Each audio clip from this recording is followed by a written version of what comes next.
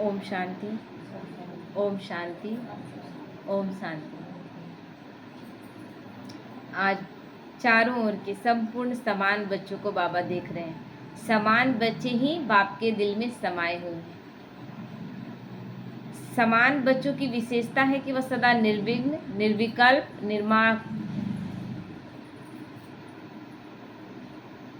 शब्द का मिस्टेक है,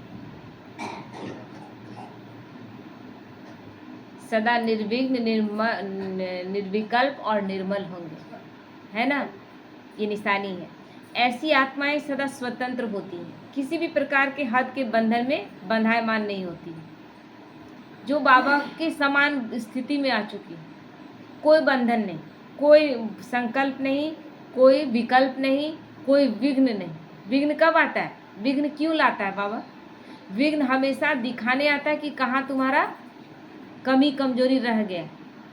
जब कमी कमजोरी खत्म, बाप समान स्थिति, तो फिर वो विघ्न आता नहीं। तो ऐसी आत्माएं सदा स्वतंत्र होती हैं, किसी भी प्रकार के हद के बंधन में बंधायमान नहीं होती है। कोई हद का बंधन नहीं, कोई मैं मेरापन नहीं। तो अपने आप से पूछो, ऐसी बेहद की स्वतंत्र आत्मा बने हैं? अपनी चेक, क्या हम बंधनों से मुक्त हो गए? हर बात बंधन लगती है। कोई बात अगर बुरा लग गया है तो वो बंधन ही है ना। हम जिस आदमी का बात से बुरा लगा है उसके बारे में अपेक्षा करते हैं कि वो अच्छा बोले। वो बुरा क्यों बोला? तो ये बंधन नहीं है क्या? हर एक अपेक्षा बंधन है, हर एक इच्छा बंधन है। जब अपेक्षा खत्म, इच्छा खत्म, तब बंधन मुक्त कहेंगे। तो इसीलिए बाबा पूछते हैं कि सबसे पहली स्वतंत्रता है देह भान से स्वतंत्र। सबसे पहले देह के भान से मुक्त हुए हैं। देह किसका है? सब कुछ तो उसको क्या बोले थे? तन, मन, धन, संबंध, संपर्क, समय, श्वास, संकल्प। बाबा सब कुछ तुम्हारा, मेरा कुछ नहीं। सौंपे कि नहीं सौंपे थे? अब शरीर में थोड़ा सा कुछ हुआ तो थोड़ा टेंशन में आ गए, तो शरीर किसका है? जब उसको सौंप दिए, तकलीफ भी तुम्हारा। अब तुम समझो, हम नहीं लेंगे ये तकलीफ। तुम्हारा तकलीफ है, तुम जानो। शरीर तुमको दे दिए ना, तो अब तुम जानो। डिटैच, उससे भी डिटैच। तो जब चाहे तब देह का आधार ले, जब चाहे देह से न्यारे हो जाए। देह का आधार कर्म किए और फिर देह से पूरा डिटैच हो गए, तो देह की आकर्षण में नहीं आए। दूसरी बात, स्वतंत्र आत्मा कोई देह का आकर्षण क्या है? मतलब कर्म किए और कर्म में फंस नहीं जाना। हम ही को करना पड़ता है, हम ही को करना पड़ेगा, करके थक गए, मेरा ही काम ज़्यादा, ये देहभान है। कर्म करने के लिए देह का आधार लिए, फिर डिटैच हो जाना। बाबा हमसे उतना ही कराएगा जितना मेरे देह की, मुझ आत्मा की कैपेसिटी है मेरे शरीर द्वारा करने की। उससे ज़्यादा वो नहीं करवाएगा। फिर ये संकल्प क्यों चलाना? दूसरी बात, स्वतंत्र आत्मा कोई भी पुराने स्वभाव और संस्कार के बंधन में नहीं होगी, है ना। जो आत्मा स्वतंत्र है वो पुराना स्वभाव संस्कार, अब बाबा के बनने के बाद सारा चीज नया नया सीख रहे हैं ना। पुराने उस जन्म से ही मर गए, लेकिन उसी का संस्कार लेकर कितना दिन चलेंगे? वो तो पुराने जन्म का संस्कार हो गया। उस जन्म में आप है ही नहीं, उस जन्म से मर गए, और अब नए जन्म में आए हैं, तो नया संस्कार लेंगे कि नहीं लेंगे? जो भगवान दे रहा है। तो वो संस्कार जब फिर से आता है, वो बंधन है। यानी मेरा क्रोध करने का संस्कार था पिछले जन्म में, जब बाबा के नहीं बने थे तब के जन्म, है ना। अब क्रोध आ जा रहा है, तो क्या कर रहे हैं? पिछले जन्म के संस्कार के बंधन में बंधे हुए हैं ना। जबकि हम नए जन्म में आ गए तो उससे स्वतंत्र हो जाना चाहिए। कोई बात में फीलिंग में आ जाना, ये सब पिछला जन्म का संस्कार था। किसी बात में तुरंत रिएक्ट कर देना, ये पिछले जन्म का संस्कार था। ये अभी अगर आ रहा है तो अभी भी बंधन में बंधे हुए। तो यही बाबा कह रहा है कि देखो, क्या स्वतंत्र हुए हो कि अभी बंधे हुए हो। पुराने स्वभाव और संस्कार से मुक्त होगी, साथ साथ किसी भी देहधारी आत्मा के संबंध संपर्क में आकर्षित नहीं होगी, चाहे कैसा भी देहधारी हो। आकर्षण नहीं, उसके प्रति आकर्षण नहीं। बाबा क्या बोला, किसी का गुण बहुत अच्छा है, ठीक है, उसका गुण उठा लेना है, लेकिन इसका गुण बहुत अच्छा है इसलिए इसको ही हम पसंद करते हैं, ये सब नहीं होना चाहिए। हमें गुण उठा लेना है उस आत्मा, इसमें ये गुण है, मेरे में भी होना चाहिए, लेकिन ये गुण इसको किसने दिया, परमात्मा ने दिया। उसको धन्यवाद करके कि बाबा मेरे अंदर भी ये गुण है, ये गुण बहुत अच्छा है, लेकिन वो गुण देखकर उसके प्रति आकर्षित हो जाना, ये सही है क्या? अभी क्या करते हैं, कोई पिक्चर का हीरो है, वो तो अपना टैलेंट दिखाता है और टैलेंट के अनुसार वो अपना पैसा भी कमा रहा है, हीरो हो चाहे हीरोइन हो, लेकिन उसको एक नज़र देखने के लिए, उसको छूने के लिए सब बेचैन रहता है। उससे क्या फ़ायदा? ये क्या फ़ायदा इससे? वो जो काम कर रहा है, वो जो रोल निभाया बहुत अच्छा है, उसके लिए उसको अवार्ड मिला, आप उसको प्रशंसा करें, हाँ आप रोल बहुत अच्छा निभाते हैं, लेकिन उसके लिए उसको हमको क्यों इतना अति करना, उसके लिए पागल हो जाना? उसी तरह यहाँ भी है, कोई बहुत अच्छा कर रहा है, लेकिन उसके गुण को कौन दिया है? परमात्मा। सब कोई एक्टिंग कर लेता है क्या? सब कोई गाना गा लेता है क्या? गॉड गिफ्टेड बहुत लोगों का है, गॉड गिफ्टेड है तो हमको जो दिया है, गॉड ने गिफ्ट दिया, उस गॉड से संपर्क रखे ना। तो संबंध संपर्क में आते न्यारे और प्यारे होंगे जो बंधन मुक्त आत्माएं हैं। तो अपने को चेक करो, कोई भी छोटी सी कर्मेंद्रियां बंधन में तो नहीं बांधती है, कोई छोटी से छोटी कर्मेंद्रिय। अभी क्या है, ये कर्मेंद्रियों का ही है ना, आप मोबाइल लेकर शॉर्ट्स वीडियो देखकर घंटों घंटों बर्बाद कर देते हैं अपना, कर देते हैं ना। क्या ये सही है? सही है, लेकिन हम बंद आँख देख लिया है तो लगता है और देखें, एक खत्म होता है दूसरा को स्टार्ट करते हैं, तो थोड़ा ही देर देखेंगे, ज़्यादा नहीं देखेंगे, कब घंटों बीत जाता है पता नहीं चलता है आपका। कर्मेंद्रियों ने धोखा दे दिया ना, आपने उतना टाइम वेस्ट कर लिया। तो अपना स्वमान याद करो, मास्टर सर्वशक्तिमान। क्या स्वमान है हमारा? मास्टर सर्वशक्तिमान, यानी सर्वशक्तिमान की संतान, जिसके पास सारी शक्तियां हैं, त्रिकालदर्शी, तीनों कालों को जानने वाला, त्रिनेत्री, जिनका तीसरा नेत्र भी खुला हुआ, स्वदर्शन चक्रधारी, जो स्वयं का दर्शन कर अपने आप को पूरा परफेक्ट बना रहे हैं। तो उसी स्वमान के आधार पर क्या सर्वशक्तिमान के बच्चे को कोई कर्मेंद्रियां आकर्षित कर सकती है क्या? कर सकती है? उस स्थिति में हम हैं, उस स्वमान में हम हैं, ये चेक करना है। क्योंकि समय की समीपता को देखते अपने को देखो, सेकंड में सभी बंधनों से मुक्त हो सकते हो, एक सेकंड में, क्योंकि पेपर एक सेकंड का आता है, एक सेकंड का पेपर आता है, और उस सेकंड में आपका क्या संकल्प चला वही आपका फेल और पास निश्चित कर देता है। इसलिए जो बाबा बार बार ड्रिल करवा रहा है, बार बार शक्तिशाली बनने का आह्वान कर रहा है, इसीलिए कह रहा है। क्या होता है, एक पल में कौन सा संकल्प चल जाए कौन जाने। अचानक कोई आया और बोला कि बहुत ज़रूरी है, थोड़ा सा एक आपका ये चीज़ हमको दे दीजिए, है ना, आपके घर में कोई ऐसा चीज़ है जो उसके घर में नहीं है, उसका ज़रूरी है, एक सेकंड का है, आप एक सेकंड में आपको लगेगा कि दे देना चाहिए, या लगेगा कि पता नहीं ले जाएगा और ठीक से वापस लौटाएगा कि नहीं लौटाएगा, एक सेकंड में फेल हो गए। चीज़ों से बंधन में बंधे हुए हैं, आज भी कोई अटैचमेंट किसी चीज़ का नहीं।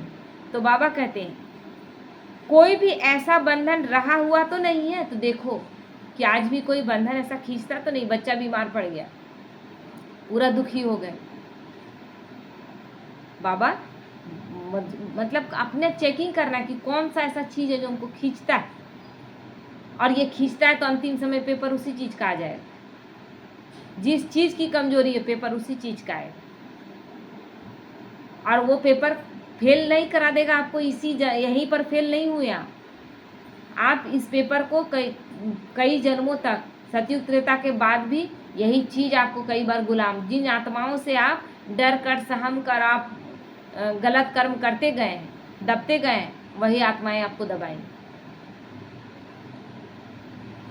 तो इसीलिए बाबा कहते हैं कोई भी ऐसा बंधन रहा हुआ तो नहीं है, क्योंकि लास्ट पेपर में नंबर 1 होने का प्रत्यक्ष प्रमाण है। सेकंड में जहाँ जैसे मन बुद्धि को लगाने चाहो वहाँ सेकंड में लग जाए, हलचल में नहीं आए। जैसे उस स्थूल शरीर द्वारा जहाँ जाना चाहते हो तो जा सकते हो ना, या हाथ पैर को जिधर मोड़ना चाहे मोड़ सकते हैं ना, कर सकते हैं कि नहीं।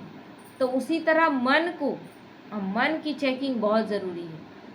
कोई बात अगर मन ऐसा है ना कि कोई एक बात पकड़ लिए है तो कई कई दिनों तक चलता है, यानी मन कितना गुलाम बना कर रखा हुआ है। मन बार बार आपको डिस्टर्ब कर रहा है कि तुम्हारे साथ गलत हुआ है, तुम चुप कैसे रह सकते हो, तुम्हारा अपमान हुआ है, तुमको ढंग से नहीं बोला गया है, तुम्हें रेस्पेक्ट नहीं दिया गया है, तुम्हारा तो कोई वैल्यू ही नहीं रखा गया है। ये मन का खेल है मन का। और उसके अनुसार फिर कार्य कर लीजिए, मन के अनुसार। फिर मन बोलेगा कि तुम तो श्रीमत तोड़ दी। ये मन का खेल है, जाल है। मन को साइड कर देना है। मैं आत्मा मालिक हूँ, मन तुम नहीं। कौन है जो मेरा अपमान कर सकता है? कोई? हम भगवान के बच्चे, हमारा सबसे बड़ा सम्मान है कि मैं मास्टर सरस्वती मानूं। मेरा कौन अपमान कर सकता है? हमको कौन वैल्यू देगा? तब मेरा वैल्यू बढ़ेगा जब भगवान ने हमको वैल्यू दे दिया। तो इसीलिए बाबा कहते हैं ऐसे बुद्धि द्वारा जिस स्थिति में स्थित होना चाहो उसमें स्थित हो सकते हो। चेक करो कि कहीं कहीं भागती है, कर्मेंद्रियां भागती है। मन को लगाना चाहे यहाँ योग में, मन को लगाना चाहे कि मुरली सुने, और मन कहीं और भटक रहा है। यही चेक करना है, कहाँ भटक रहा है। भटक रहा है तो क्यों भटक रहा है, इसके पीछे रीजन क्या है। जब उस पर एकदम लगा देंगे सिपाही, तब वो फिर अपनी स्थिति में आ जाए। तो ऐसे बुद्धि द्वारा जहाँ भी स्थित होना चाहो स्थित हो सकते हो। क्वेश्चन पूछ रहा है बाबा, देखो ये सब चेकिंग है। जैसे साइंस द्वारा लाइट हाउस माइट हाउस होता है, तो सेकंड में स्विच ऑन करने से क्या होता है, लाइट हाउस चारों ओर लाइट देने लगता है, माइट देने लगता है ना। उससे आप क्या करते हैं, या लाइट भी जला लिए, पंखा भी चला लिए, माइट भी दे रहा है, शक्ति भी, उस शक्ति से पंखा भी चल रहा है, हीटर जला लीजिए, खाना भी बना रहे हैं, है ना। तो बाबा कहते हैं ऐसे आप स्मृति के संकल्प का स्विच ऑन करने से लाइट हाउस माइट हाउस होके आत्माओं को लाइट और माइट दे सकते हो। ये स्थिति है, तुरंत वो स्थिति, एक सेकंड में मैं आत्मा हूँ, बाबा की छत्र छाया के नीचे हूँ, और किसी भी आत्मा को तुरंत अभी देना है, सकाश दे सकते हैं, शक्ति भर सकते हैं उसमें। ये अपनी चेकिंग करें, तब कहेंगे कि पावरफुल स्थिति। तो एक सेकंड का ऑर्डर होकर अशरीरी बन जाएंगे ना। एक सेकंड का ऑर्डर आया कि अशरीरी बन जाएंगे। बने तो एक सेकंड में, ठीक है, स्टार्ट। बने एक सेकंड कितना होता है, बहुत होता है क्या? अनुभव करना है कि युद्ध करनी पड़ेगी। बैठेंगे अपने आप को आत्मा निश्चिंत, मैं आत्मा हूँ, इसका भी टाइम नहीं है। मैं हूँ ही आत्मा, उस स्वरूप में स्थित हो, बोलने का जरूरत नहीं पड़े। यह अभ्यास बहुत काल का ही अंत में सहयोगी बनेगा। बहुत बार यह अभ्यास किया जा चुका है, तब अंत काल में ये होगा। प्रैक्टिस नहीं है तो अचानक आप बहुत पहले कभी किए थे और अचानक से, मान लीजिए तलवार ही चलाने वाला तलवार चला रहा है, अभी देखते हैं क्रिकेट ही खेल रहा है, क्रिकेटर खेलता जा रहा है, और अचानक से बोलते हैं कि अब फॉर्म में नहीं है, ठीक से अब नहीं बैटिंग कर पा रहे। क्यों नहीं कर पा रहा है? कहीं ना कहीं प्रैक्टिस कम पड़ गया। तो हर एक चीज़ के लिए प्रैक्टिस जरूरी है। तो आत्मिक स्वरूप में स्थित होने का कितना हम अभ्यास करते हैं, कितना प्रैक्टिस करते हैं, ये चेक करना है। तो ये दिन रात इसीलिए बाबा ड्रिल करने बोलता है। 5 स्वरूप का अभ्यास क्यों करने बोलता है? जहाँ चाहे वहाँ बुद्धि को स्थिर करने के लिए 5 स्वरूप का अभ्यास। तुरंत मैं आत्मा अनादि स्वरूप परमधाम में हूँ, तुरंत आदि स्वरूप मैं सतयुग में देवी देवता के स्वरूप में हूँ, तुरंत फिर आ जाना है पूज्य स्वरूप में, द्वापर कलयुग में मंदिरों में मेरी पूजा हो रही है, इस बीच में कुछ भी याद नहीं आए। फिर तुरंत जाकर ब्राह्मण स्वरूप में बैठ जाए बाबा के कमरे में, फिर तुरंत हो गए फरिश्ता स्वरूप में सूक्ष्मतन में बाबा के सामने। ये क्यों करवाया जाता है? फटाफट, ताकि जब वैसा कंडीशन आएगा, जब जिस समय जिस स्थिति में, उस स्थिति में स्थित हो सके। तो बाबा कहते हैं तो अशरीरी बनना मेहनत करनी पड़ेगी। इसलिए बाप दादा यही इशारा देते हैं कि इस अभ्यास को सारे दिन में कर्म करते हुए भी अभ्यास करो। खाना खाते हुए, कपड़ा धोते हुए, नहाते हुए, तेल लगाते हुए हर वक्त ये अभ्यास करना है कि मैं आत्मा इस शरीर को तेल लगा रही हूँ, इसको भोजन दे रही हूँ, हर एक चीज़। ये अभ्यास ऐसा हो जाए कि आत्मा बिल्कुल अलग, शरीर बिल्कुल अलग। ये बार बार का अभ्यास ही सदा काल का अभ्यास बन जाएगा, जो लास्ट टाइम में काम आएगा। तो इसके लिए मन के कंट्रोलिंग पावर की आवश्यकता है। अगर मन कंट्रोल में आ गया तो कोई भी कर्मेंद्रिया वशीभूत नहीं कर सकती, इसीलिए मन को मनाना है। तो बाबा शुरू में हम लोग ज्ञान सुने थे, जैसे छोटा बच्चा है, छोटा बच्चा चाकू लेकर रखा हुआ है और उसका चोट लग जाएगा कि नहीं, चाकू को तो वो नहीं समझ रहा कि कैसे पकड़ना है। तब उसको क्या करेंगे, वो तो जब बच्चा एक चीज़ पकड़ लेता है वो नहीं समझता है, उसके लिए नया चीज़ थोड़ा चाहिए। उस चोट लगेगा क्या लगेगा वो नहीं, उसको छोड़ेगा ही नहीं। तो आप क्या करेंगे, उससे कुछ इंटरेस्टिंग चीज़ उसको दिखाएंगे और फुसला करके, बहला फुसला करके उससे वो चाकू ले लेंगे। तो उसी तरह मन को फुसलाना है ना, मन को और भी इंटरेस्टिंग चीज़ देना है, और जो चीज़ मेरा शक्ति घटा रहा है उससे मन को हटा लेना है। तो बाबा कहते हैं अभी सर्व आत्माओं को आपके द्वारा शक्ति का वरदान चाहिए। बाबा ने हमें उसके लिए नियुक्त किया है। हम वरदान बाबा से लेकर वरदानी बन जाए, दोनों दूसरों को वरदान देने के लायक बन जाए। लेकिन क्या इस लायक हम बने हैं? तो आत्माओं की आप मास्टर सर्वशक्तिमान आत्माओं के प्रति यही शुभ इच्छा है कि बिना मेहनत के वरदान द्वारा, दृष्टि द्वारा, वाइब्रेशन द्वारा हमें मुक्त करो।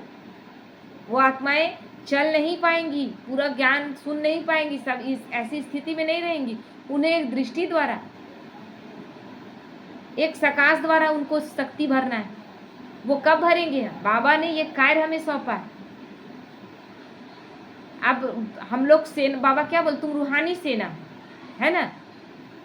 अब सेना के जो लोग हैं उनके लिए छुट्टी या कोई मायने रखता है? जब बॉर्डर पर बुलाया जाएगा वो पहुंच जाएंगे, है ना। घर में कुछ भी है, घर में कोई अपना करीब का करीब, अपनी पत्नी ही क्यों नहीं उसका शरीर छोड़ी हुई है, घर में डेड बॉडी रखा हुआ है, और अगर उसको बॉर्डर से आ गया कि नहीं आपको अभी निकलना है, वो उसी वक्त निकलेगा।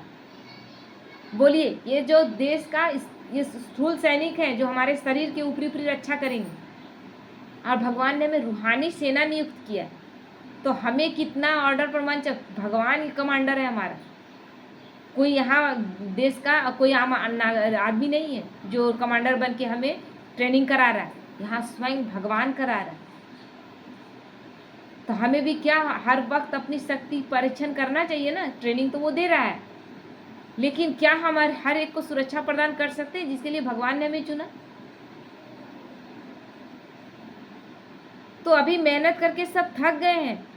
कितना भक्ति मार्ग में तीर्थ करके, व्रत करके, इतने सारे भक्ति मार्ग के आडंबरों को करके थक गई हैं आत्माएं।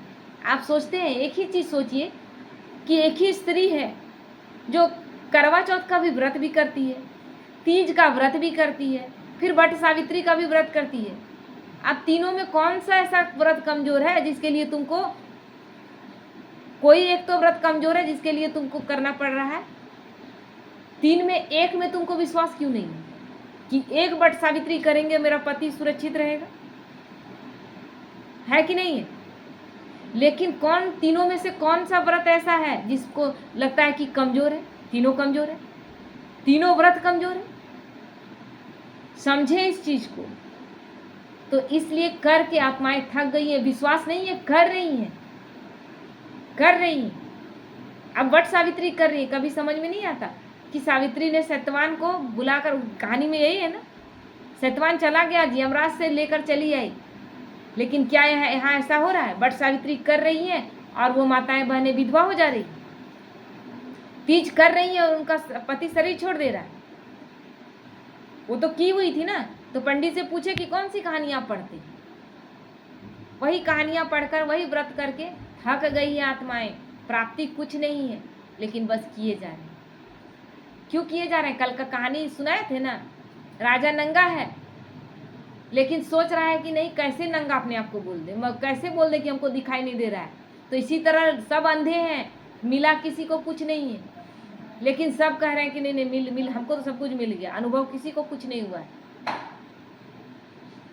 तो आप सब तो मेहनत से मुक्त हो गए हो ना, कि अभी भी मेहनत करनी पड़ती है? सुनाया था मेहनत से मुक्त होने का सहज साधन है दिल से बाप के अति स्नेही बन जाना। अति स्नेही बस बाप और कुछ नहीं। हम अगर सारा संबंध उस एक परमात्मा से जोड़ लेते हैं तो हमारे सारे रिश्ते परफेक्ट हो जाते हैं। सारे दुनियावी रिश्ते जो भी हो सब कुछ परफेक्ट हो जाता है। क्यों? बीज नीचे है, जमीन में नीचे है, और उसमें पानी डालेंगे वृक्ष तैयार हो जाएगा, और उस जड़ में डालते जाएंगे बीज, मेन बीज जो वहाँ तक पानी जाता जाएगा वो वृक्ष हरा भरा रहेगा। लेकिन पत्ते पत्ते में पानी देंगे तो क्या वृक्ष रहेगा? सूख जाएगा। हम यही तो कर रहे हैं। परमात्मा मेन बीज है, उसी को साइड में किए हुए हैं और बाकी सारे पत्तों से संबंध जोड़ रहे हैं। कभी उसको फुसला रहे, कभी उसको फुसला रहे, कभी यहाँ बचाने की कोशिश कर रहे, कभी वहाँ। एक पजल गेम की तरह हो गया जीवन। इधर सुलझाते हैं तो उधर उलझ जाता है। तो इसीलिए बाबा कहते हैं आप ब्राह्मण आत्माओं का जन्म का वायदा है। याद है अपना वायदा? क्या वायदा किया था हमने भगवान से? जब बाप ने अपना बनाया, ब्राह्मण जीवन दी, तो ब्राह्मण जीवन का आप सबका वायदा क्या है? एक बाप दूसरा न कोई। यही वायदा हमने किया था भगवान से।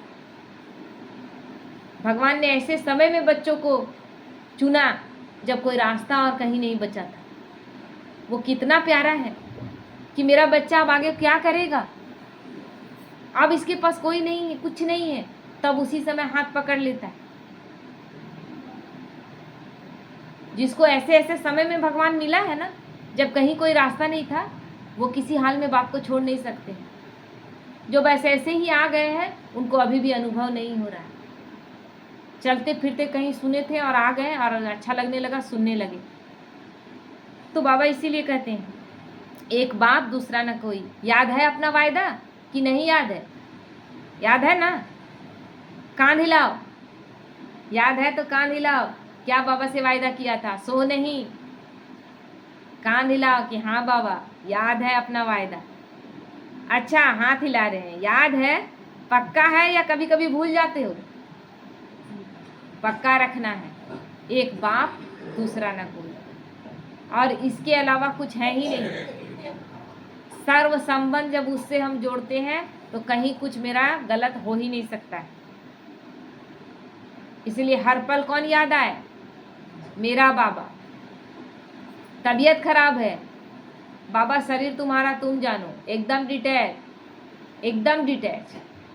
पहले एक छोटा सा बुखार भी तकलीफ देता था, फीवर आ जाता था ना, तो लगता था फीवर हो गया, अब तो सोना है, अब तो सोना है, आराम करना, मेरा तो फीवर हो गया, मेरा तो फीवर हो गया। अभी मतलब 100 भी पार नहीं करता था, परेशान हो जाते थे। अब उस चीज़ को महत्व ही नहीं देते हैं, कहाँ चला गया पता ही नहीं। तो इसीलिए बाबा कहते हैं देखो 63 जन्म तो भूलने वाले बने, अब यह एक जन्म स्मृति स्वरूप बने हो तो अभी भी भूल जाओगे क्या? इस एक जन्म में भगवान मिला है, इस एक जन्म में, और कब शरीर छूट जाए कोई जानता नहीं। तो जितना अनुभव ले सके, जितना अपने आप को शक्तिशाली बना सके। क्या? ओम शांति।